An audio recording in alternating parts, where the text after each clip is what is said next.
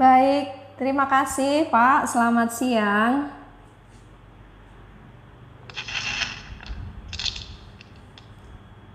Selamat siang Pak. Ya, selamat siang Bu. Iya, terima kasih Pak sebelumnya atas kesediaan waktu. Maaf mengganggu.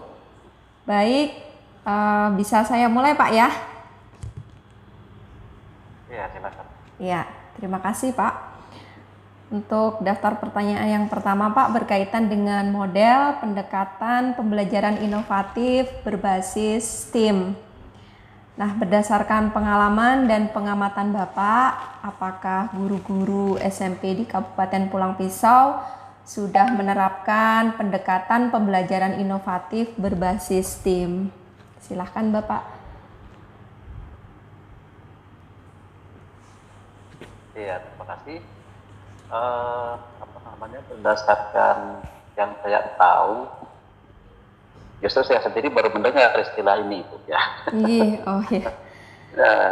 Justru saya sendiri baru mendengar pelajaran berbasis STEAM ini, gitu ya.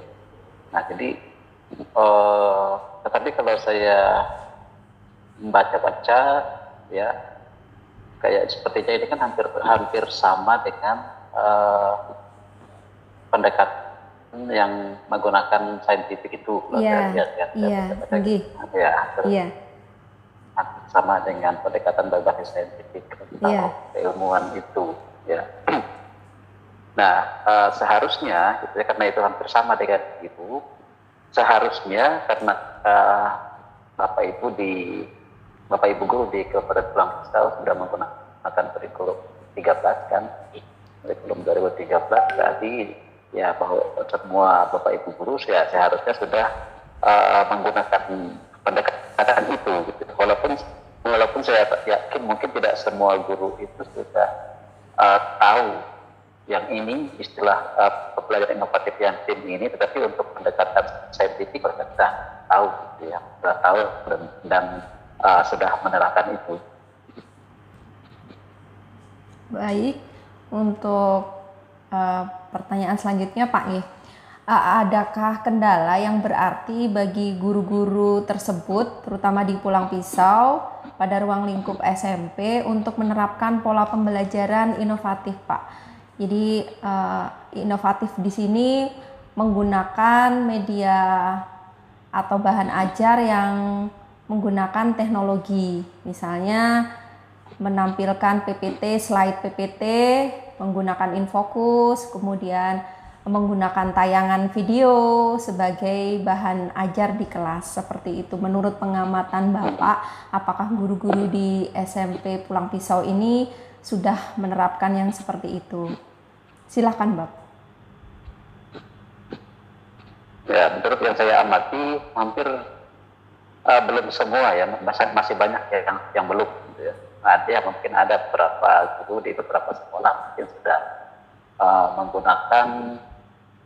menerapkan pola pembelajaran yang inovatif ya, itu jika ditinjau dari media yang mereka gunakan ya. Jadi hanya ada beberapa sekolah yang terapkan itu. Kendala yang dihadapi itu juga bermacam-macam ya. Mungkin sekolah itu belum memiliki teknologi seperti itu. Kadang-kadang ada yang memiliki teknologi itu tapi tidak didukung oleh instalasi listrik yang memadai misalnya. Lalu mungkin juga kendala-kendala yang lain adalah kurangnya kreativitas dari Bapak Ibu guru itu sendiri gitu ya, untuk mengembangkan bahan ajar yang sebenarnya bisa mereka lakukan dengan cara yang lebih sederhana tetapi bisa lebih efektif gitu ya, untuk mendukung pembelajaran yang inovatif gitu. Baik, berarti dengan kata lain Pak ya, di sini juga ada kekurangan dari pihak guru, terutama mungkin untuk kreativitas dalam mempersiapkan bahan ajar yang menuju ke arah inovatif, walaupun bentuknya itu masih sederhana gitu. Iya, betul. Baik, terima kasih Bapak. Untuk pertanyaan selanjutnya Pak, berkaitan dengan karakteristik peserta didik pada generasi Z. Nah, ini kebetulan generasi Z ini kan umur untuk peserta didik tingkat SMP nih saat ini. Nah, Ya, betul. untuk pertanyaan pertama Pak, menurut pandangan Bapak, bagaimana pola perkembangan gaya belajar generasi Z pada abad 21 ini Pak? Ya, merujuk kepada perkembangan teknologi yang saat ini sedang kita alami gitu ya. Tentunya gaya belajar peserta didik untuk generasi sekarang ini juga sangat jauh berbeda gitu ya dengan gaya belajar siswa generasi sebelumnya, seperti generasi kita ini. Iya, tentu. Jadi peserta didik sekarang tentu lebih membutuhkan sesuatu yang ya bersikap kekinian gitu ya, baik itu dari segi perangkat ajarnya, kemudian media-media yang digunakan juga harus harus bisa mewakili dari dari perkembangan teknologi saat ini. Bapak Ibu gurunya juga harus bisa mengimbangi itu ya, mengimbangi gaya belajar mereka. Nah, kalau kita tinjau dari perkembangan itu, nah peserta didik kita ini membutuhkan suatu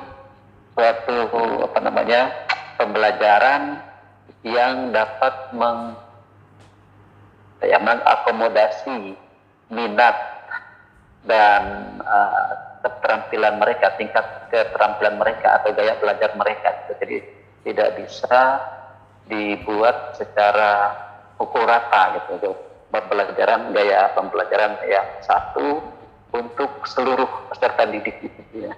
Jadi mereka harus menggunakan pola pembelajaran yang beragam gitu ya, yang mewakili minat mereka. Berarti ini berkaitan dengan itu Pak ya, diferensiasi peserta didik ya, macam-macam kebutuhan yang berbeda tentang gaya belajar, minat dan kemampuan siswa tersebut. Baik Bapak. Iya. Jadi di sini kreativitas, kembali lagi Pak ya, kreativitas guru dituntut untuk bisa mengakomodasi semua kebutuhan peserta didik tersebut yang bermacam-macam tadi Pak ya, dengan karakteristik yang berbeda-beda. Iya, pada dasarnya kan guru itu sebenarnya sudah paham sebenarnya gitu ya, karakteristik belajar peserta didiknya sendiri, baik itu dari pengamatan, dari hasil-hasil belajar yang sudah dicapai oleh peserta didiknya, itu seharusnya sudah menjadi gambaran bagi gurunya itu untuk membuat suatu kegiatan pembelajaran yang menyesuaikan dengan kebutuhan peserta didiknya. Baik, terima kasih Pak. Kemudian pertanyaan selanjutnya Pak, masih berkaitan dengan karakteristik peserta didik. Apakah metode pembelajaran yang diterapkan oleh guru-guru di SMP Kabupaten Pulang Pisau itu sudah menjawab kebutuhan gaya belajar yang sesuai dengan kebutuhan peserta didik tadi Pak? Menurut pengamatan Bapak? Menurut apa yang saya lihat dan saya amati, yang masih lebih banyak yang mengajar dengan cara yang konvensional ya, dengan cara yang lama gitu ya. Jadi belum mengakomodasi kebutuhan peserta didik, kebutuhan belajar peserta didik. Jadi Bapak Ibu guru lebih cenderung untuk mengajar dengan cara yang sama untuk seluruh siswa satu kelas ya, untuk satu kegiatan pembelajaran. Nah, dengan metode yang monoton Pak ya. Iya, iya betul. Iya, ya itu juga saya akui Pak ya. Jadi di sekolah saya juga mungkin saya masih menerapkan yang itu. Nah ini masukan juga Pak untuk kami sebagai guru. Berarti memang harus ada perubahan Pak ya, karena menyesuaikan kebutuhan peserta didik, disesuaikan dengan kebutuhan